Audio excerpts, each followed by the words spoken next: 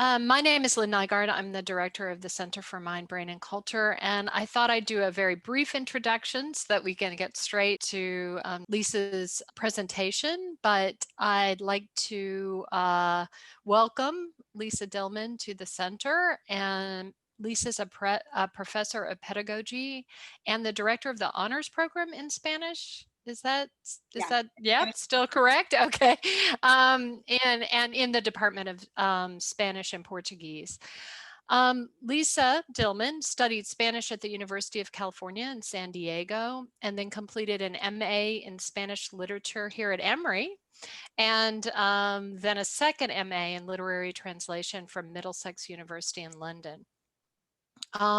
She's co-editor with Peter Bush of the book Spain, A Literary Traveler's Companion, and then and what she'll be speaking about today, has translated many, many novels and scholarly works. I should note that in 2016, she won the Best Translated Book Award for her translation of, and I hope I pronounce this correctly, Yuri Herrera's Signs Preceding the End of the World.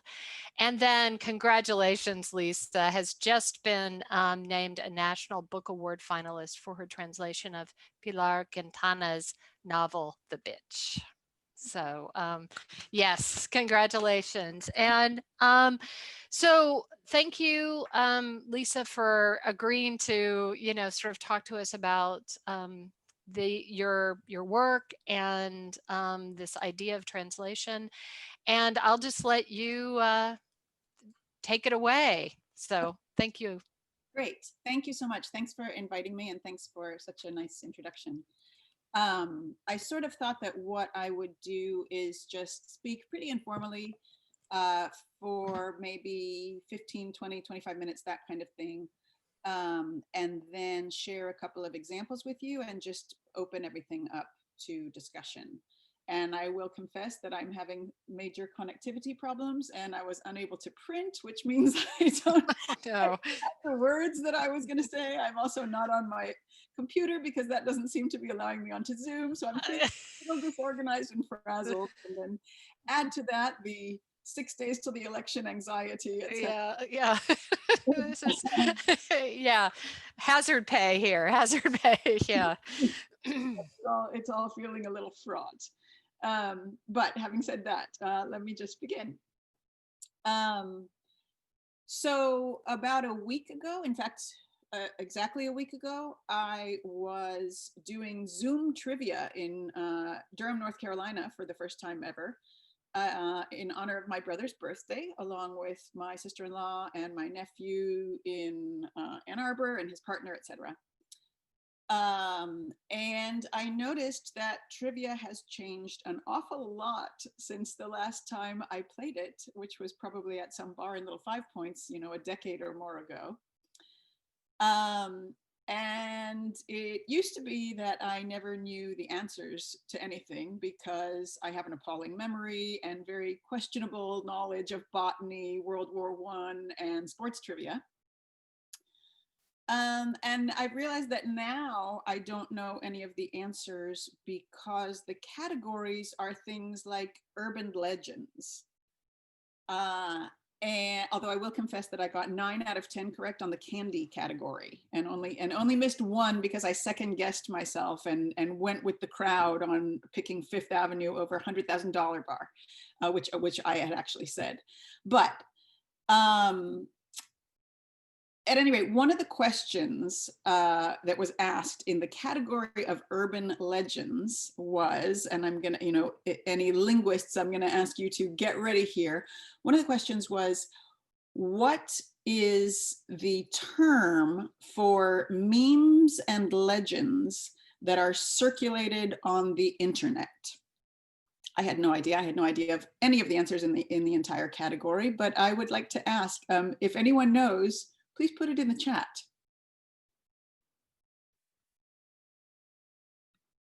Okay, I'm not seeing anything appear, so I will tell you that the answer, which several people on my team knew, is creepypasta.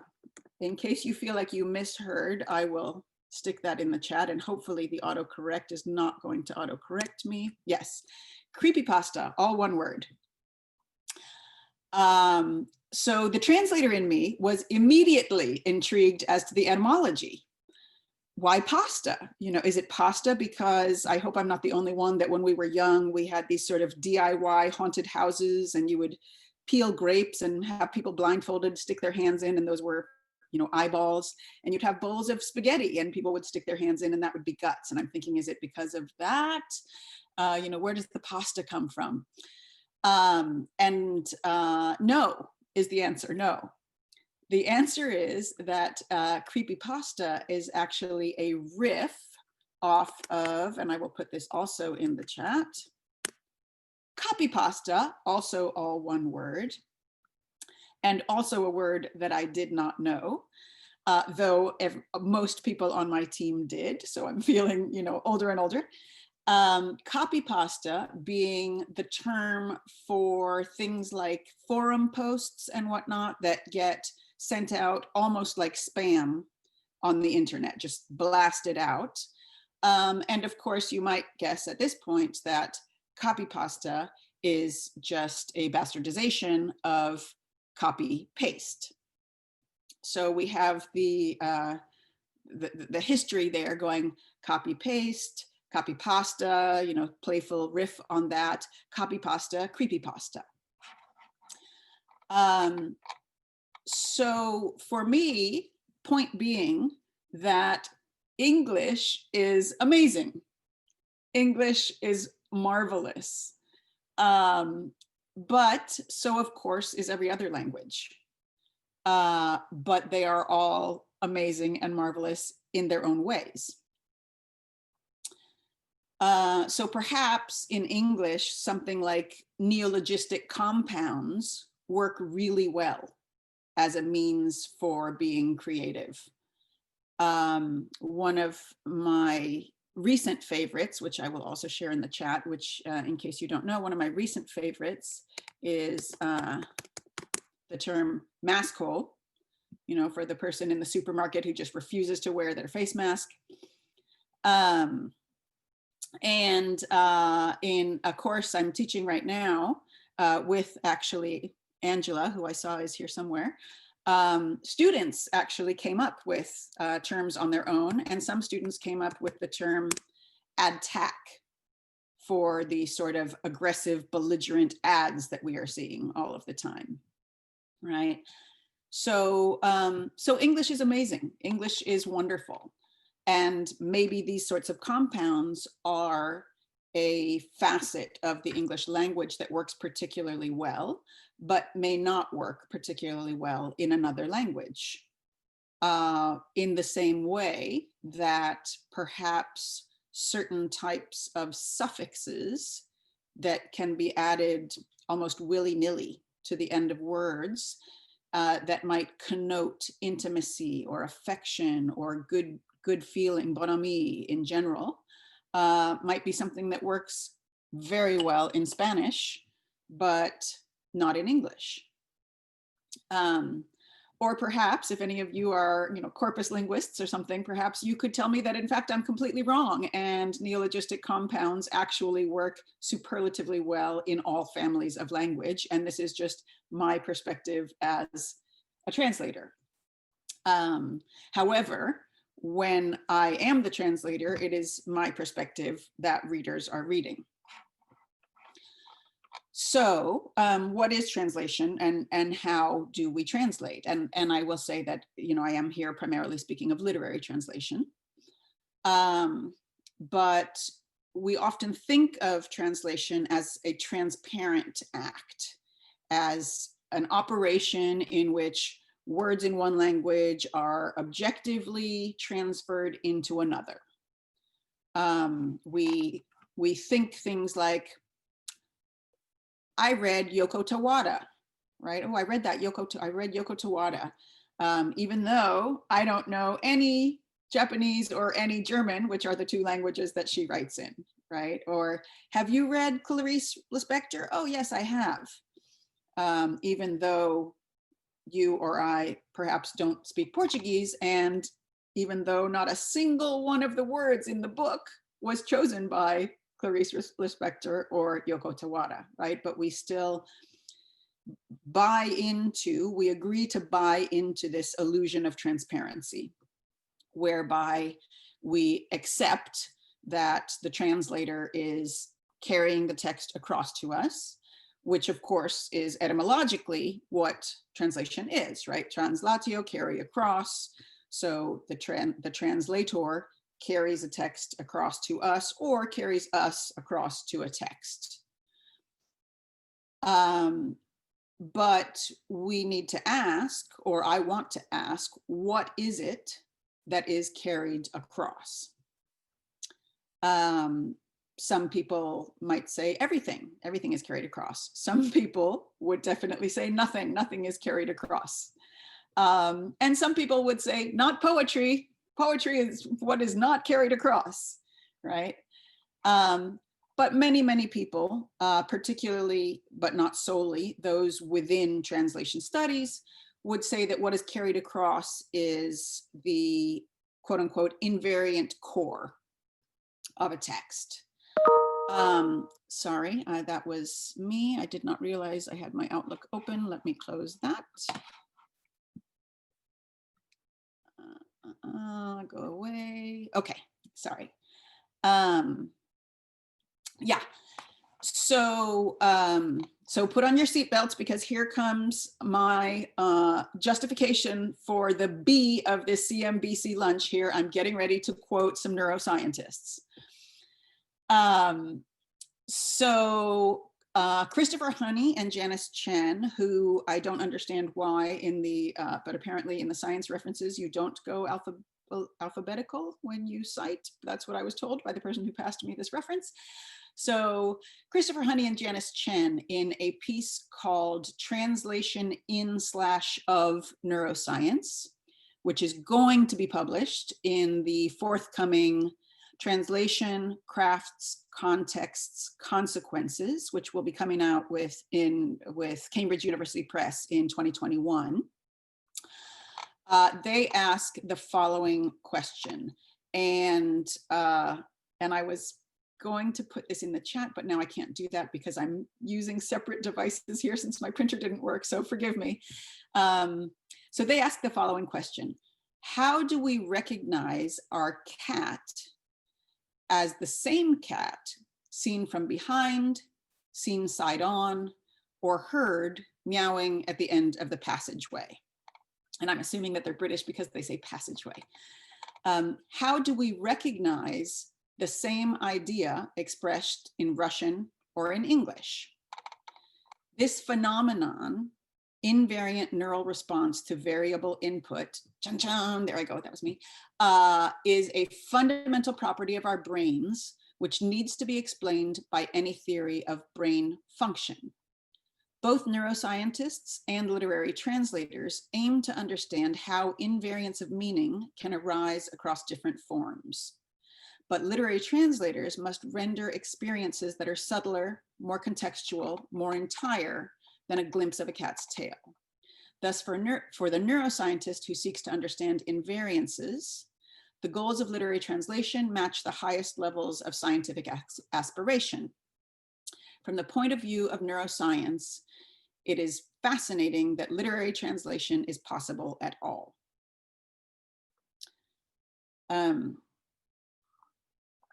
So now I'm going to prove that I am not a scientist. So this quotation exemplifies what Lawrence Venuti, who for people who aren't at all familiar with translation studies, I would say is probably the most respected translation theorist. This exemplifies what he would call an instrumentalist model, i.e. a model that views translation as a matter of transferring something from a source text into a target language. It's an idea that translation is an unproblematic operation, which can be deemed successful or not successful based on imaginary criteria of equivalence. And this sort of view necessitates analyzing the target text, i.e. if we are speaking about a novel translated into English, necessitates viewing that English text in what Venuti has called a rhetoric of loss. which catalogs what the text did not successfully manage to transmit. So the instrumentalist view believes that the quote unquote invariant both can and must be preserved in the translated text. But what is, so I would then say, but what is invariant? The very concept of invariance is a problem. For one thing, the source text in and of itself does not mean the same thing here and now that it did when and where it was produced, or clearly not for anyone who went to grad school post Barthes.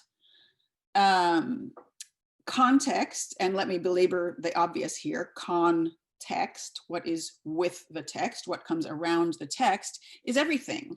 And meaning is not a fixed identity, and our subjectivity colors and perhaps even creates our interpretations, our readings.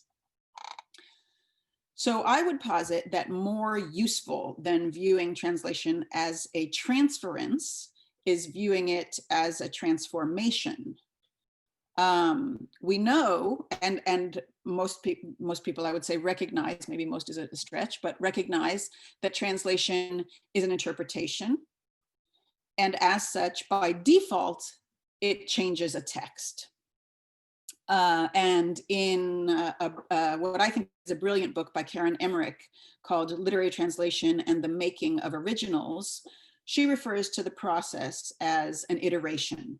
She calls translation an iteration of a text, which I find very, very useful. And of course, what is iterated depends on the translator's subjectivity. Kate Briggs, who was the translator for, or at least one of the translators for Barthes, and who has written a beautiful book, I think, called This Little Art, perhaps contentious book, which many people don't like, but I think is fantastic.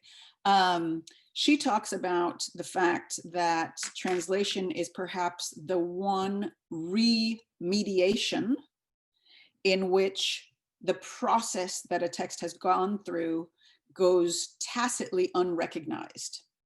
So it's the only reformulation, reiteration, iteration of a text in which we don't say, oh, and this is the ballet that was made out of Prince's 1999 album, etc. Right? So we just tacitly accept, and thus we end up with the, oh yes, I have read Yoko Tawada, yes, I have read Clarice Lispector, right? Because we don't recognize that mediation.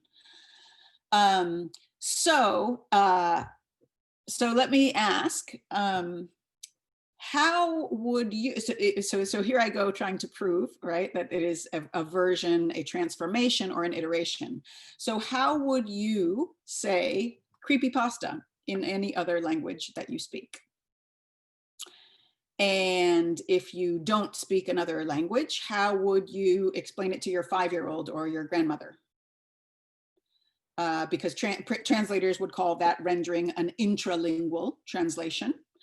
And though it's obviously not the same operation, it is a certainly analogous operation in which we are re-articulating an utterance for a different audience than the one that was intended, and not using any of the same words, right? So it's a very analogous process. So if you were to translate creepypasta for your 5-year-old, your grandmother, or into another language, would your translation use the word pasta, for instance? No. Well, then if that, then there's a, right, so now we go to the invariant model, right? Oh, well, then there's a loss, right? Then there's a loss if you're not using pasta. Are you losing all the food references, etc.? What about creepy? Creepy is a really hard word, right? It's a single word that we have in English that can cover everything from a hairy spider to a sexual predator to paranormal activity, right? It's a really difficult word. So, how would one agree? How would everyone agree upon what in that single word, that single articulation is the invariant core? Right? Is it just semantic content? Could I just explain to someone basically through paraphrase what I am talking about, would that then transmit the invariant core?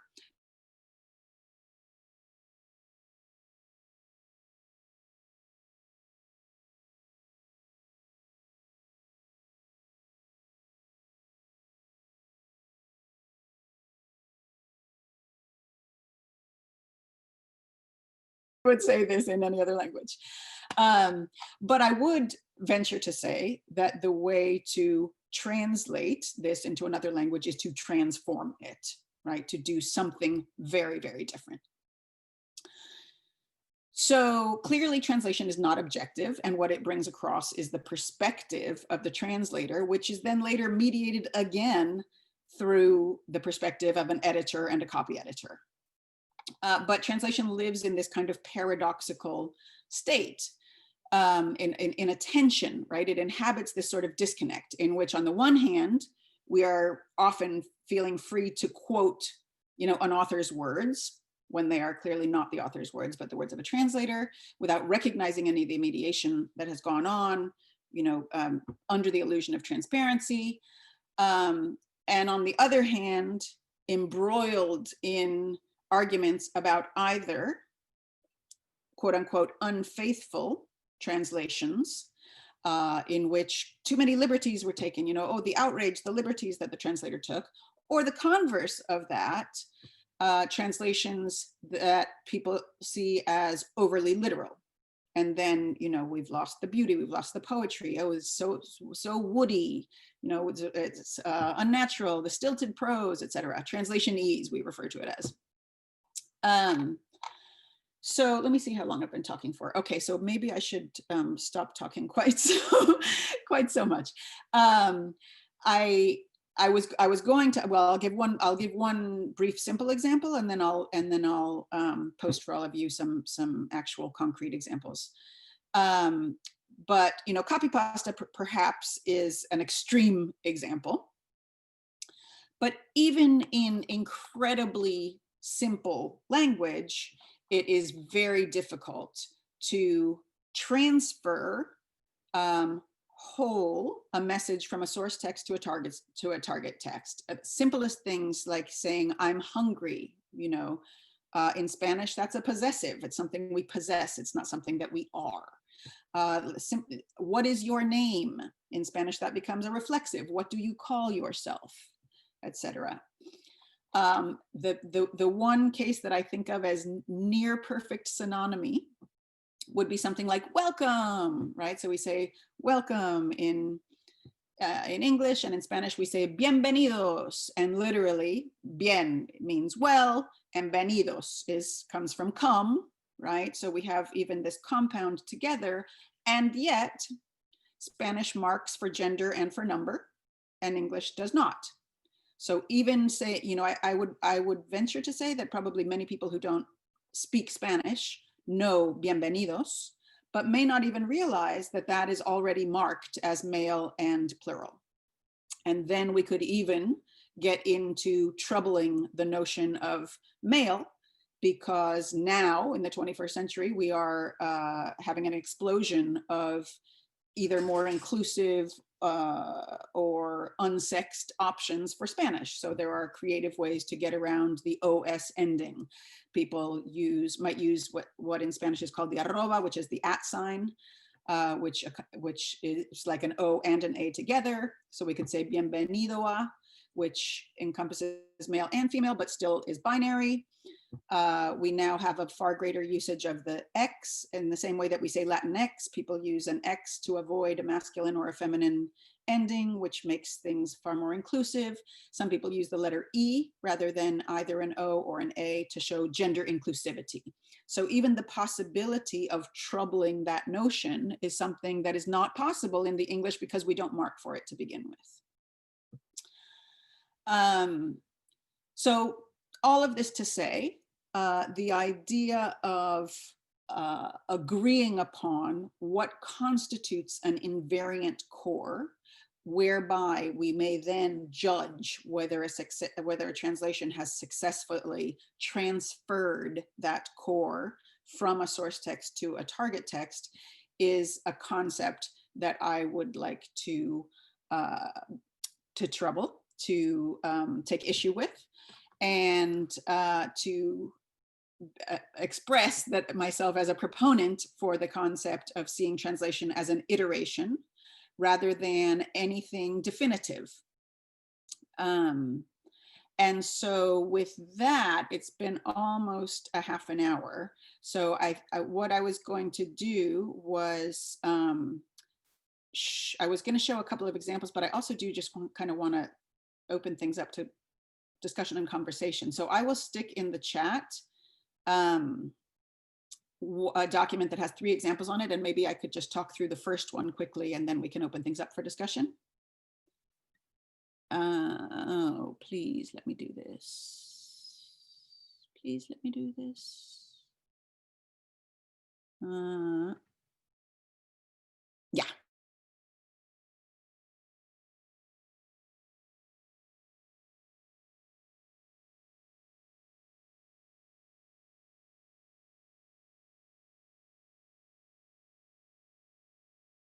Give a couple of examples, and maybe if we just look at the first one. These are just a couple of texts that I've translated. The first one is from La Perra, which is a Pilar Quintana novel. Pilar Quintana is a Colombian writer. And this is not an actual summary, so I called it a summarish. But it's a short novel in which Damaris, who's the protagonist, lives in a house overlooking a bluff on the Colombian coast. She's childless, she's unhappy, she's hungry for something to love, and she adopts a dog, and it goes very poorly. So in the original, we have one sentence which says, Damaris vio el cadáver del señor Jean cuando recién lo sacaron del mar y lo trajeron a la playa. Estaba más blanco de lo que había sido en vida, y eso que él había sido blanquísimo, el blanco más blanco que Damaris hubiera conocido. A literal translation of that would read something like, Damaris saw the corpse of Mr. Jean when they pulled either it or him, we don't know which one, by the marker, and because it's a corpse, you could see it as an it, from the sea, and brought it or him to the beach. It or he was whiter than he had been in life, and that had been very white, the whitest white Damaris had met. And then the published translation reads, Damaris saw Senor Jean's body right after they pulled it from the sea and brought him to the beach. He looked even whiter than when he was alive, and he'd been white, the whitest white man Damaris had ever met.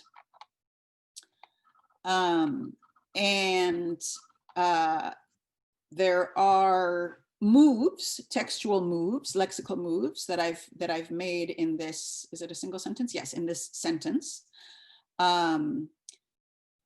Some simple along the lines of choosing body rather than corpse or cadaver to talk about Mr. Jean, who I've also called Senor Jean. I've chosen he over the it option, which the it is certainly plausible if you're talking about a corpse. There's a fair amount of death in the book, and death is something that's normalized, it's regularized. And then there's the slightly colloquial, quite informal expression where she says, eso que él había sido blanquísimo. And he had been very white. El blanco más blanco. Which I've rendered, he looked even whiter than when he was alive, and he'd been white, and italicizing the first white. And this is, I think perhaps the first time that it becomes completely textually obvious in the book that the protagonist is not white. And we see this through her description of it. It's something that if you're paying attention, you tacitly have surmised by this point, but it is not a novel in which Damaris's blackness is ever discussed. There is, I believe, one reference to hair braids. She lives on Colombia's Pacific coast. She lives close to a place called Buenaventura, which is overwhelmingly Afro-Latino, but an American readership doesn't know that. So these are some things in which, one might say that liberties have been taken that could be seen as unjustified. And yet, they were taken, and they were taken through the filter that I have when I read this book. And I think maybe I'll just stop there and see if people want to talk about stuff. And if nobody wants to talk about stuff, then I'll talk through some more examples. Does that sound okay?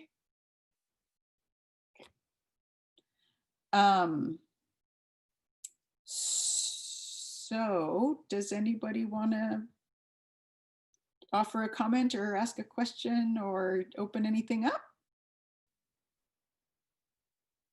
Yeah, Lisa, hi. Hi, Lisa. I'm super interested, really interesting what you're talking about. And of course, I'm in theater, so of course, thinking on it. But your idea of a translation being an iteration or an interpretation, I think is really fascinating. And I think you're right. I don't think of it that way when I read, fiction or nonfiction. And there's a lot of parallels for me with the process of interpretation that we would do, say, in the theater or something like that, where we take a written text and it comes through the subjective experience and choices of an actor or director or somebody like that.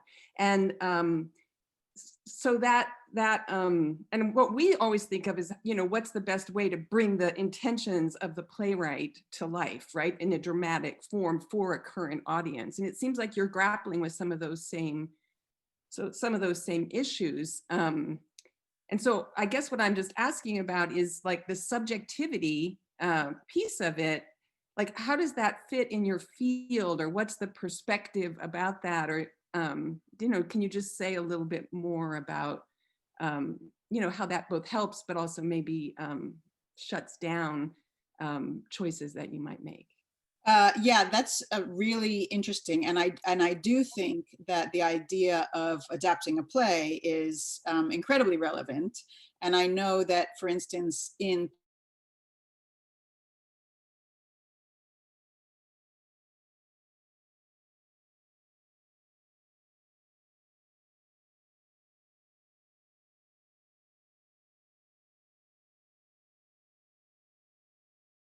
and depending on your kind of theoretical perspective, you might call that localization, you might call it domestication, you might have issues with it or not, etc.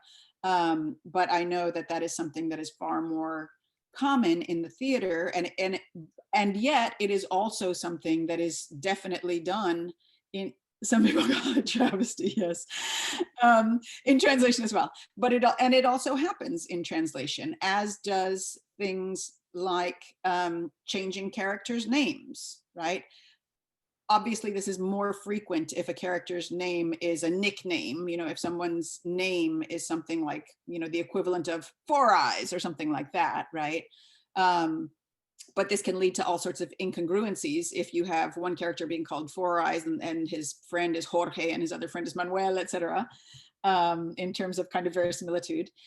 But I do think that, so as to your question about how this is seen in the field, if you put 100 translators in a room, you're going to have 100 perspectives.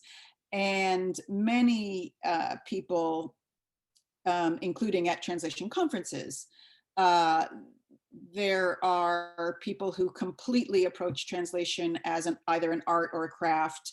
And there are those who approach translation as something that requires theory and analysis.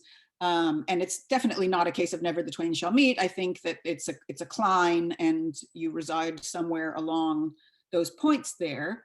But I will say that many translators, and perhaps even more than translators, many people in DTS, which is descriptive translation studies, who are often not translators, but whose scholarship is evaluating and writing about translations, very much hold to the invariant core sort of belief and take to task translators for having either done things that they would deem unforgivable or making errors. And of course, whether something is an error can also be a question of opinion. So it's quite there's not a lot of overall agreement within the field, I wouldn't say. Can I make a comment, ask a question? Of course, please. You know that right now the translation is a little bit my obsession because we are teaching the course, all right? So I'm gonna try to organize what is in my mind, but thoughts are running, so I'll do my best. But when you were talking, it came to my mind that the whole practice of translation is very close to what you do with poetry, right? Uh, at least in some of its expression. Definitely when you are translating literature or poetry, but I believe to a certain extent in any form of translation. Because if you take a text, there is, on one hand, the intention of the writer, especially if we're talking about literature, and on the other hand, there is also the reference to what's outside the text or reality, if you want, which is always elusive to a certain extent. So, especially in literature, what you're trying to do, because the main focus and the function of the language is to reflect on the language itself, to focus on the aesthetic element. What I believe that what you're trying to do is experiment with the ability of using the language in a way that can capture what's outside the language. I'm not saying that you always achieve that, but that's the goal of what you're doing when you are working with literature.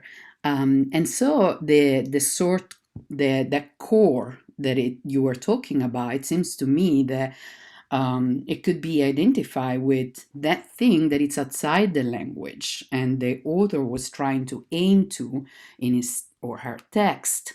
And then when you're translating, you are experimenting with this ability of the language, not only within the same language, but now within another language to capture that elusive thing that it's the reality that it's outside of the text.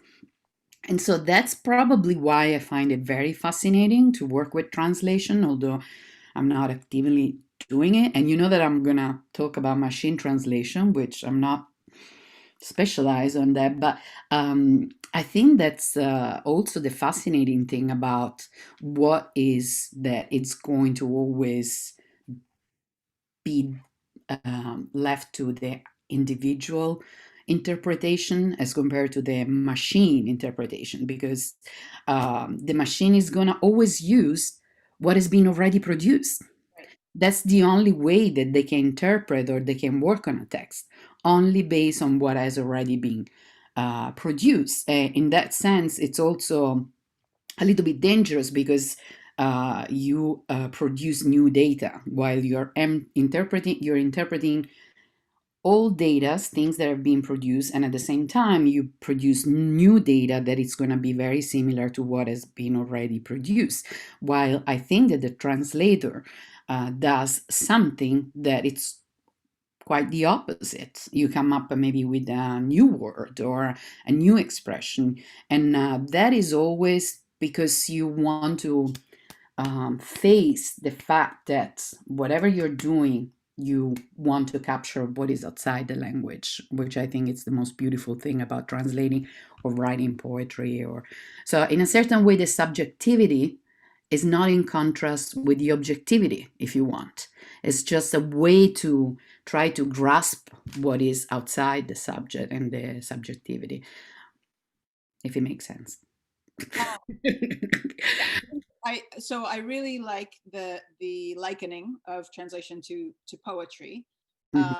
and I think that for whatever reason, poetry tends to be given more leeway in translation, right? Because we agree that at the end of the day, one has to create a poem, right? So Mhm.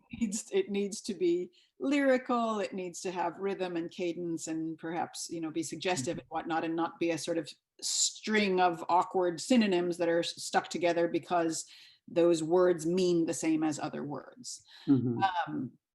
And I do firmly believe that literature does the same thing in perhaps slightly less obvious ways, because at the end of the day, not everyone's goal. There are definitely radical translators who would disagree with the point I'm going to make. But at the end of the day, for me and for most translators, if you are taking a work that is particularly beautiful and lyrical in its prose, you want to create a text that is particularly beautiful and lyrical in its prose, even though the elements that comprise that beauty and that lyricism may be very different elements.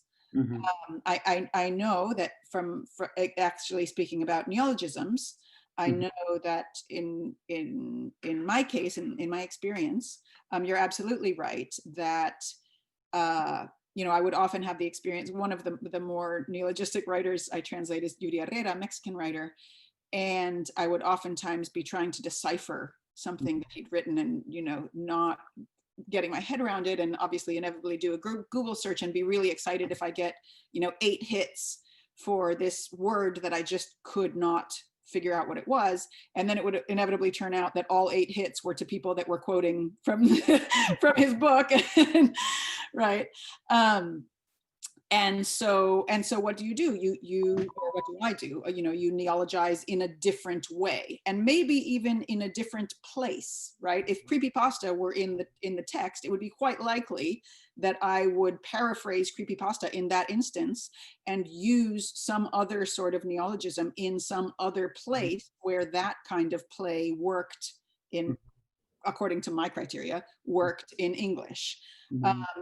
And I think I agree. If I understand, I think I agree with what you're saying there as the idea of one's subjectivity being part of the objectivity, because you're looking for something that is outside of the text. Yeah, and I had not actually concretely thought of that, but the idea of machine translation, always searching for strings or whatnot that have already been created, right? Yeah, and it's at the opposite spectrum of poetry, because it seems like poetry is there to tell you, okay, maybe you haven't been able to express this reality yet. So let's try to see if I can work with this language to name something that until now didn't have a name. And that might not be a word, but it's the whole poem. So yeah, you said that was not going to be articulate, but that was very articulate. I don't know, but I try. I was really interested in what you said about people not recognizing the role that the translator plays in translating a text, and I started like comparing it in my head to like other art forms, such as music, where pretty much everyone has a very intuitive understanding that if different musicians are playing quote unquote the same song, you will still recognize that they're completely different pieces in it of themselves. Like, you're not going to say, if you listen to Guns N' Roses version of Knocking on Heaven's Door, you're not going to say like, I listened to Bob Dylan, because those are completely different.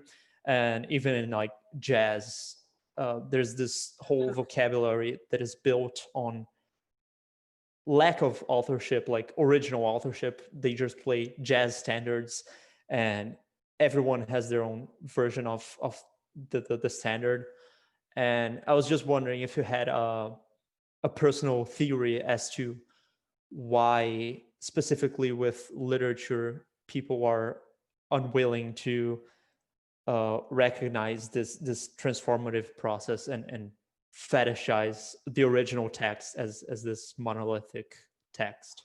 That's an excellent question, and I'm not sure I have an answer, but I have opinions.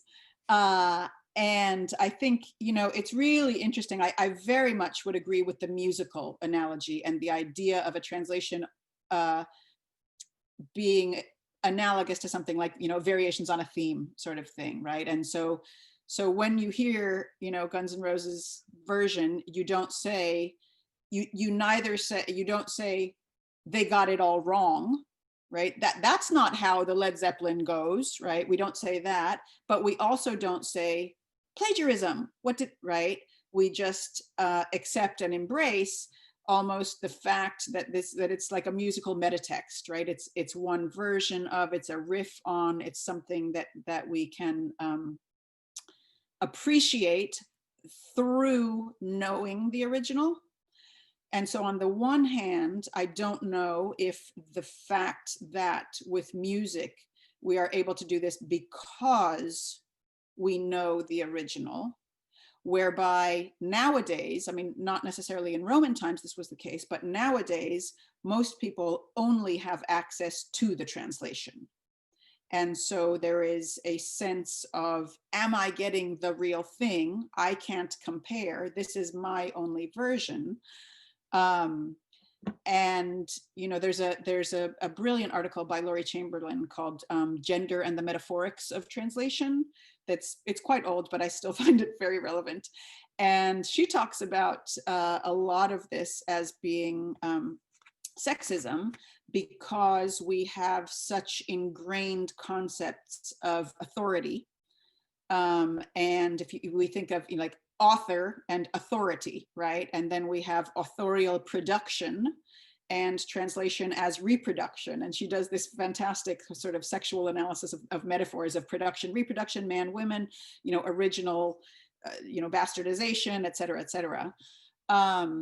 So I think, with music, there are elements of temporality.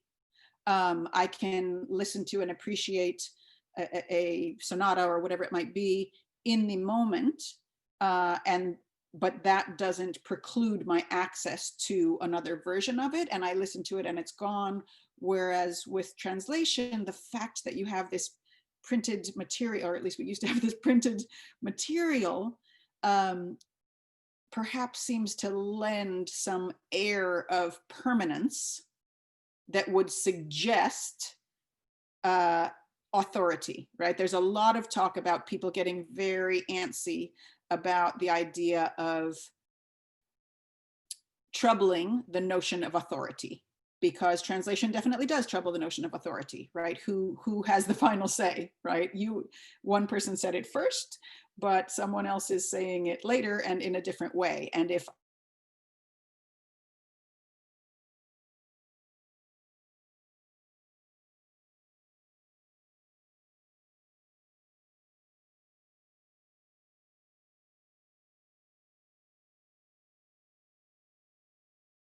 issues of authorial sexism that are ingrained within us.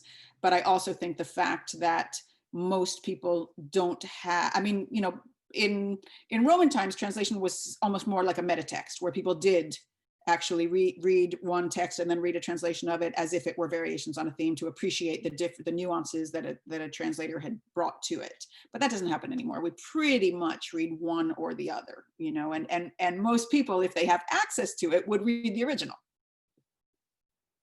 So, but that's a fantastic question and very complicated. All right, thank you for Sorry.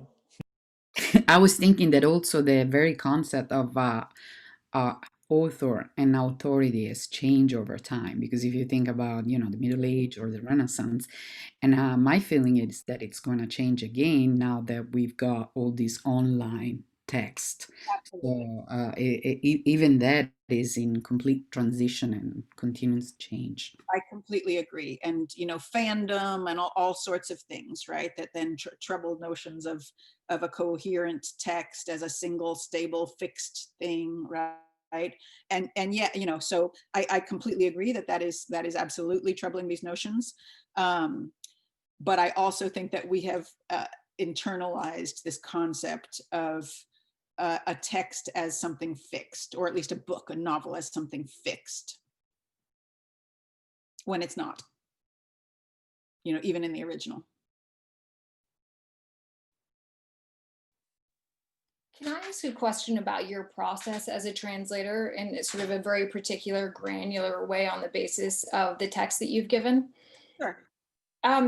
So just looking at the English and the Spanish, and mind you, I don't know any Spanish, but it seems to me in the published translation, and then looking at the original, there's a balance that you've created between adding a sense of voice in with the change of he looked, and then dealing with a particular grammatical nuance of the adjectives, because we can see it move from a comparative to a superlative, and then el blanco más blanco. Sorry, I can't speak Spanish, but and how it seems like you've also, so we don't just see the change in the focalization with he looked, but the sort of amping up of the even whiter, and then saving the superlative whitest for last. I'm just wondering how you balance this creation of a new voice with these like grammatical particularities of, degrees of adjectives, for example. I hope I'll be able to answer that question. That's a really good question. I think, in this particular book, although in a lot of the books I translate, to be honest with you, I had a big concern about the protagonist's voice. She is an uneducated woman of color, very poor, living in Colombia. And while, this passage does not show it, but she always uses very simple language. So the concept of equivalence is another concept that I find quite troubling in translation. And so there's a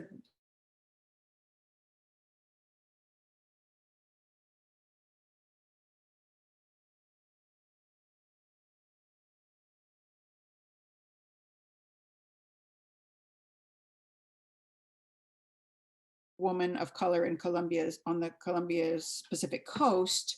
I find that, this has been an issue in translation for a very long time, but what one does with non-standard language,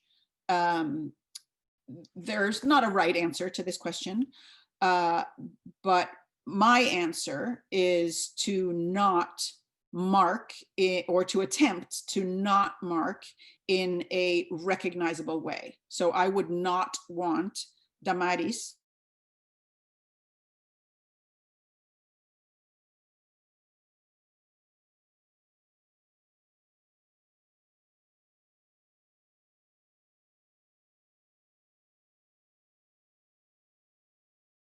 would find myself doing, and I don't know if I can answer to the degree of, like, with the superlative, for example, but to seek modes of representing orality, and to seek marking a text in language that is non-standard, but also non-localizable.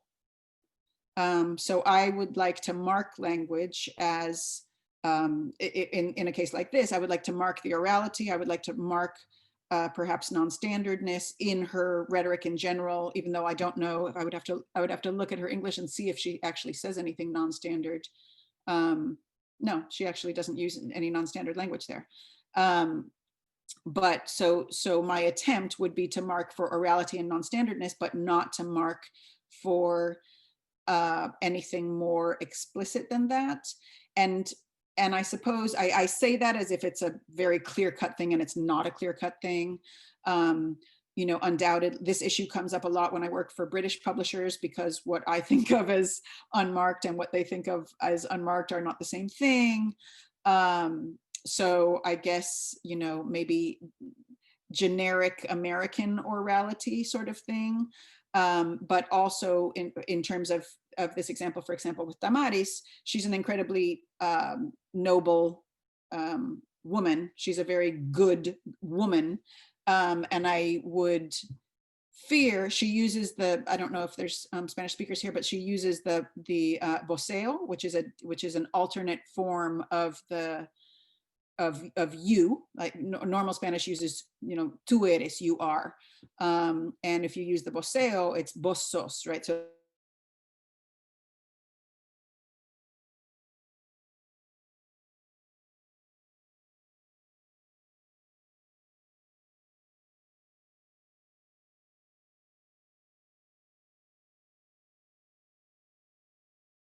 question at all. Yeah, absolutely. Thank you so much. I'm so interested in, as I said, the sort of balancing out of these different tricky grammatical nuances and establishing a voice, because that is something that I imagine is so hard to keep continually shifting and readjusting in the act of translation. And I'm so happy that you brought up Kate Briggs's book, because I just loved it. So I was happy that that got a shout out as well. Yes. Love that book. Love that book. My copy is scribbled all throughout the margins, like, yes.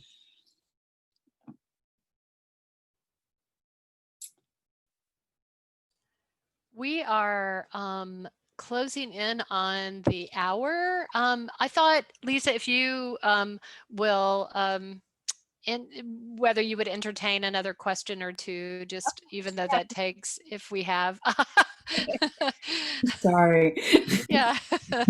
But you know, if since so I'm really curious now about your translation, because I noticed that you know, the word cadaver, or I'm not sure how you pronounce it, which is very similar to Italian, so that's why I can recognize it's a very strong word, which is different from body. And I feel that, you know, like you decided to go with body, but then I also noticed that afterwards you use it. And so is that right? Like right after they pull it. You know what? Let me make sure I did that right. Oh, where's what page did I say that is? Oh, it's on the Yeah, let me make sure that I didn't 89. in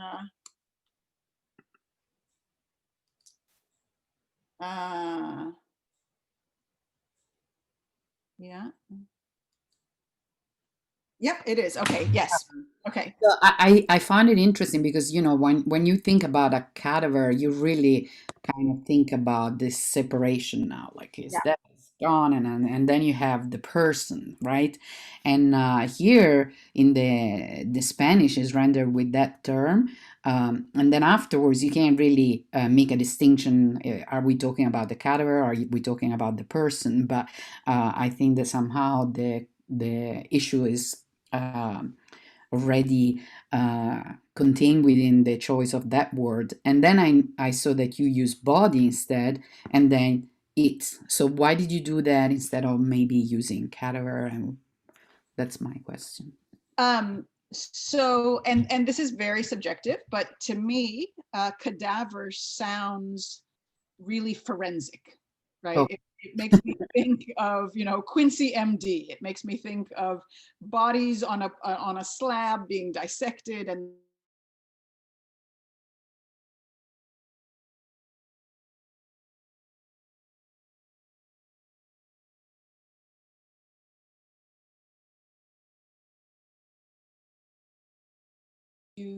if you think of, you know, so there was, so to me, cadaver was out, but corpse was not out.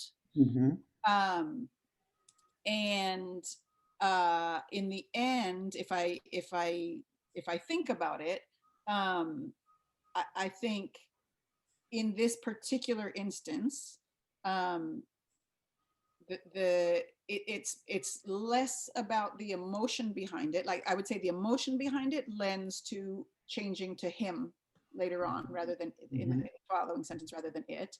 But in this sentence, it is to me a jarringness in the idea of saying they pulled him. It was a body, and they pulled him Yeah. the body, right? So the fact that he was a body, even though body seems far more human than corpse or cadaver, the fact of the body being pulled, it just jarred to me. I think perhaps sonically, perhaps emotionally. It's beautiful. I like it a lot. Thank you. But yeah, I mean, very, very subjective, right? Very subjective on my part, because all of those interpretations are open. All of them would have been valid to one degree or another. In this actual book, you know, Senor Jean is the caretaker of a property where Damaris cleans. And throughout the entire book, she shows just tremendous deference towards the entire family. She at no moment, despite the position that she's in her life, she at no moment expresses outrage at the injustice, the systemic injustices that she is a victim of. And I think probably that nuanced my choice of humanizing him rather than using it. This may be a very selfish question and a very big one, but I think, Lisa, most of your work, if not all of it, is contemporary translation. I've done a couple of 19th century novels. Do you confront issues in, I've had, I think, the concept before I had the name for invariant core, but do you have particular issues with historically embedded concepts in one culture for which there isn't a clear equivalent, and do you have particular issues in negotiating that? Something from another time?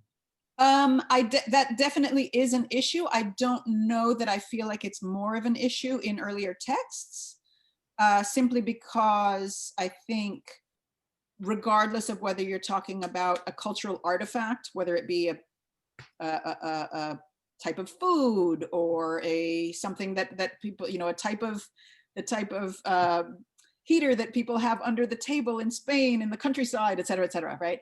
I think those sorts of negotiations occur in every text, perhaps with different nuances, maybe.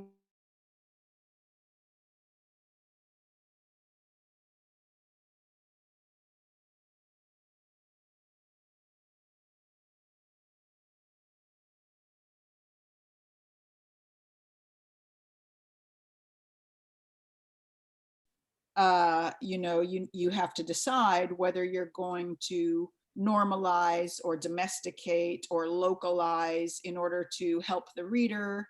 One of my favorite strategies is to incorporate what Jason Grunbaum, who's a Hindi translator, calls a stealth gloss.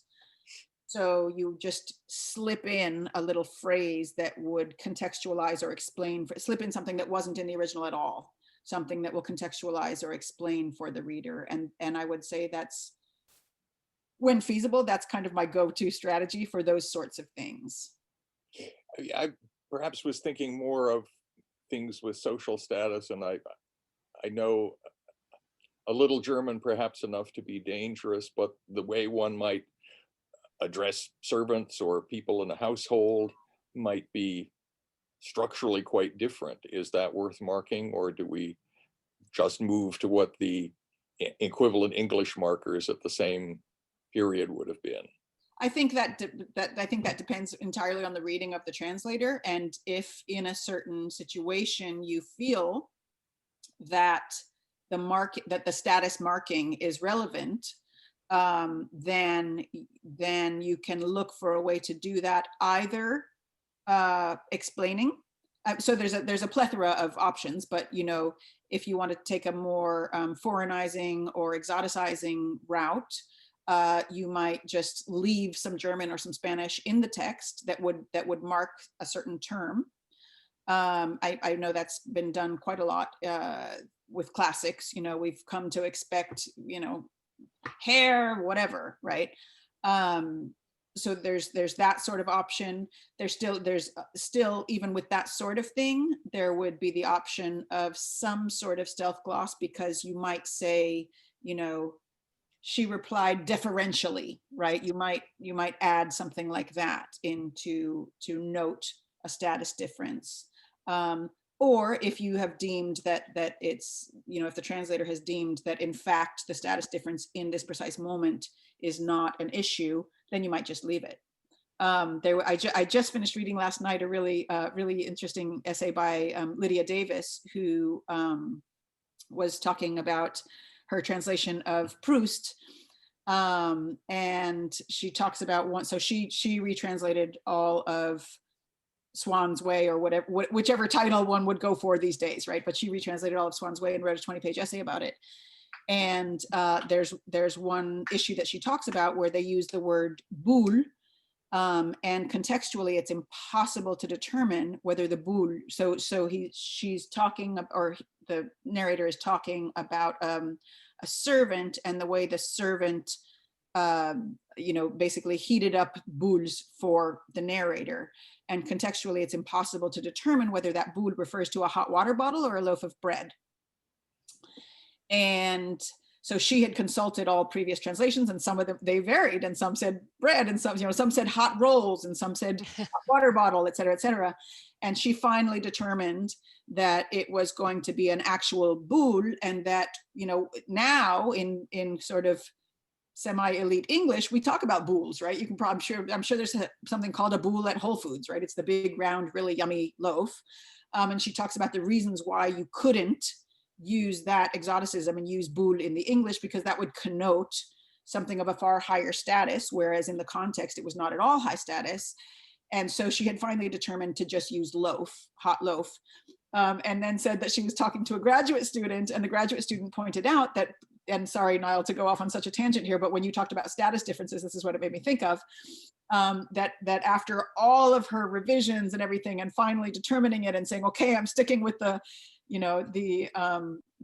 loaf of bread, that a graduate student pointed out to her that in the norms of those days, this woman would never have been cooking. She would have gone to the boulangerie to get the bread. She would not have been in, and then she's like, oh, curses, which I just thought was fascinating. And it made me realize that etymologically, I had literally never even thought of like boule, boulangerie, but yeah, so.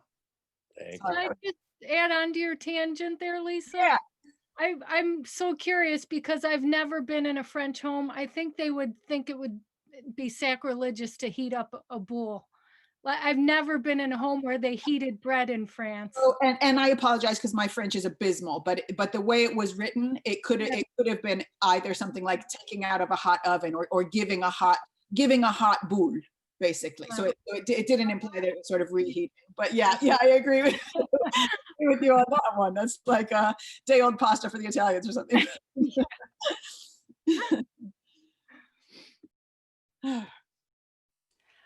Well, we have kept you over, Lisa, a bit, and I have a million additional questions to ask, but thank you so much. This was so fascinating, and you should read the comments or in the chat, because being able to follow the chat. No, but there's much thanking you from the various participants. Thank you so much. And we will have a recording of this, both an auditory recording, like a podcast, and also a video representation, so that folks can come back. But thank you again so much. It was a real pleasure. Thank you. Yep. All right. Ciao. See you tomorrow, Angela.